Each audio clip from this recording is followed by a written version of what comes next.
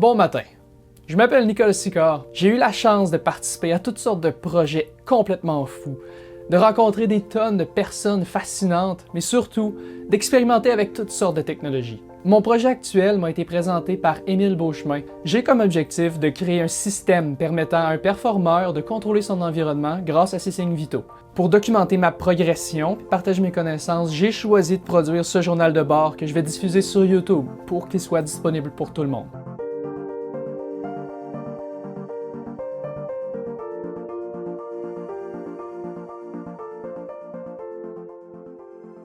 Dans ce registre, je vais vous faire la description du projet, puis vous expliquer brièvement comment je mets en place une description précise et complète. Je crois que c'est une étape absolument essentielle pour pouvoir bien planifier la suite, puis pour pouvoir rester concentré sur l'objectif principal. Le choix des éléments à inclure dans une description est souvent subjectif. Les éléments sont souvent choisis en fonction de l'importance qu'ils ont aux yeux de la personne qui fait la description. Puis dans beaucoup de domaines, une description subjective provoque une compréhension biaisée de la part du récepteur. Pour éviter au maximum la confusion, d'utiliser une méthode ou une marche à suivre pour faire la description peut être nécessaire. Donc la méthode que j'utilise consiste à d'abord définir l'objectif. L'objectif d'un projet, c'est le but, la destination, le résultat final, la ligne d'arrivée. Une fois l'objectif déterminé, je définis mon point de départ. Mon point de départ, c'est la situation actuelle, les ressources disponibles, les connaissances, les compétences acquises et surtout le momentum, c'est-à-dire la direction actuelle, la vitesse de changement, la progression existante. C'est important de considérer le momentum pour savoir si, sans poser d'action, on se rapproche de l'objectif ou si on s'en éloigne.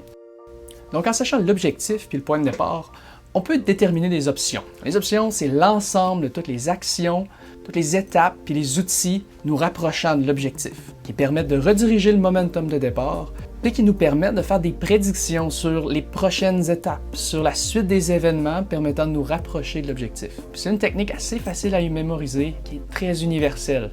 Ça s'applique à toutes sortes de situations de la vie courante. Donc en gros, on détermine l'objectif, le point de départ, puis on fait la liste de tous les chemins possibles pour atteindre notre but.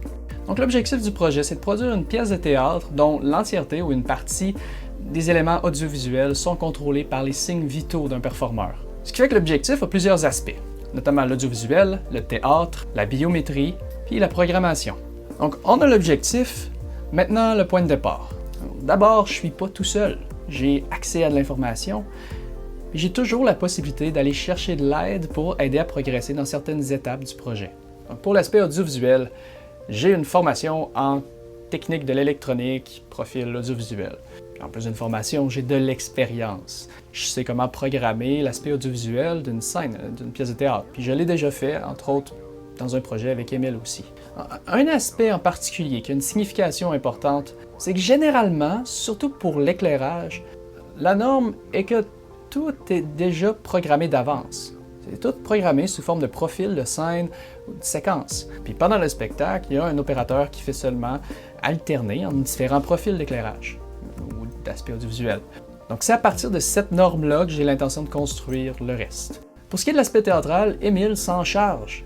Il va s'occuper d'intégrer les outils que je vais lui créer à sa pièce. Il va me faire une liste des outils qu'il aimerait avoir, puis je vais faire de mon mieux pour lui fabriquer comme il m'est décrit. Donc un danger ici, un élément à surveiller, c'est l'aspect de la communication.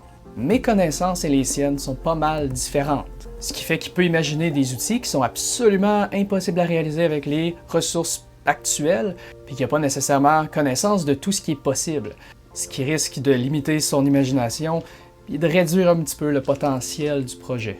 Pour qu'on se comprenne bien, j'ai utilisé la même technique que j'utilise pour la description d'un projet. Donc je lui demande son but, sa situation actuelle dans laquelle moi je commence, et surtout pour comprendre le momentum, d'où eux ont commencé. C'était quoi leur point de départ, puis c'est quoi le chemin qu'ils ont choisi de prendre. Puis j'ai pu voir avec ces éléments-là l'incertitude qu'il y avait par rapport à la progression faite, que le maillon faible, c'était le lien entre l'aspect technique puis la vision théâtrale. C'était ce lien-là qui ralentissait le plus la progression. Pour ce qui est de l'aspect biométrique du projet, il avait déjà essayé plusieurs senseurs, entre autres un capteur de tension musculaire, un capteur de rythme cardiaque, puis des gyroscopes permettant par exemple d'enregistrer le mouvement de la tête du performeur, ou la vitesse de déplacement de sa main. Ils ont aussi accès à des capteurs d'humidité de la peau, de température, de pression, puis selon moi le plus intéressant, un électroencéphalogramme qui permet de scanner, de capter les signaux cérébraux, les ondes cérébrales du cerveau. Ce qui nous met en très bonne position, c'est qu'il avait déjà programmé le transfert de données en signal OSC, qui est un type de signal qui passe par le Wi-Fi, puis qui est très répandu dans le domaine audiovisuel, en théâtre, puis en programmation. Ce qui en fait le chemin que j'ai le plus d'intérêt à poursuivre. Donc finalement, pour ce qui est de la programmation, le langage que je connais le mieux, c'est Python. Puis c'est le langage que je vais utiliser parce qu'il existe déjà des tonnes de librairies pour gérer les signaux OSC, pour les signaux DMX qui servent à contrôler l'éclairage, pour toutes sortes d'outils de traitement audio, puis SciPy qui est une librairie énorme de recherche scientifique, d'analyse de data, de visualisation de données, puis d'interprétation de signaux. Étant donné qu'on ne consolidera pas ma programmation, qu'on la commercialisera pas, puis que les soucis de sécurité sont vraiment minimes, j'ai avantage à utiliser Python, qui est plus simple et rapide à écrire que par exemple C# ou Java. Donc voilà, le projet consiste à développer un moyen de contrôler un environnement scénique grâce aux signes vitaux d'un performeur.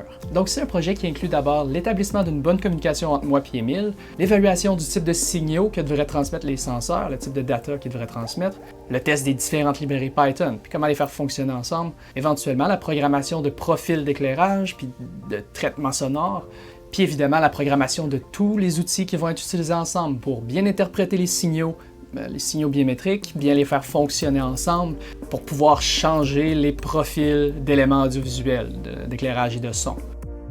D'expliquer tout ça, c'est loin d'être la partie que je préfère. C'est un peu stressant pour moi de me lancer dans la documentation vidéo d'un projet comme celui-là, qui est déjà très imposant, qui est déjà un très gros projet. J'ai peur de manquer de motivation, de manquer de temps, puis de ne pas arriver à tout bien expliquer tout en respectant le format de vidéo que j'ai choisi. Mais bon, je vais bientôt parler plus du progrès que je fais, des essais, des succès que j'ai, puis aussi des échecs. Ça va être pas mal plus intéressant pour moi de décrire ça que de décrire des techniques de résolution de problèmes, que des méthodes de travail que j'utilise déjà plus ou moins inconsciemment depuis des années, qui sont déjà des automatismes pour moi. Pour le prochain registre, je vais vous expliquer brièvement comment je sépare un projet ou un problème en plusieurs éléments en vous parlant un peu de ce que j'ai fait jusqu'à maintenant, puis comment j'aurais pu sauver une semaine de travail si j'avais suivi mes propres conseils. Je vais ensuite probablement mettre de l'ordre dans mes fichiers puis vous montrer ce que j'ai fait jusqu'à maintenant, vous montrant aussi comment vous pourrez avoir accès à ces fichiers-là sur GitHub pour que vous puissiez faire vos tests de programmation vous-même, continuer où j'étais rendu, m'aider à progresser. Merci beaucoup de votre présence, laissez-moi savoir ce que vous en pensez dans les commentaires, puis abonnez-vous pour voir la suite. Donc c'est tout pour aujourd'hui, on va se revoir dans un prochain registre. Passez une bonne journée, passez une bonne semaine, puis à la prochaine. Bye!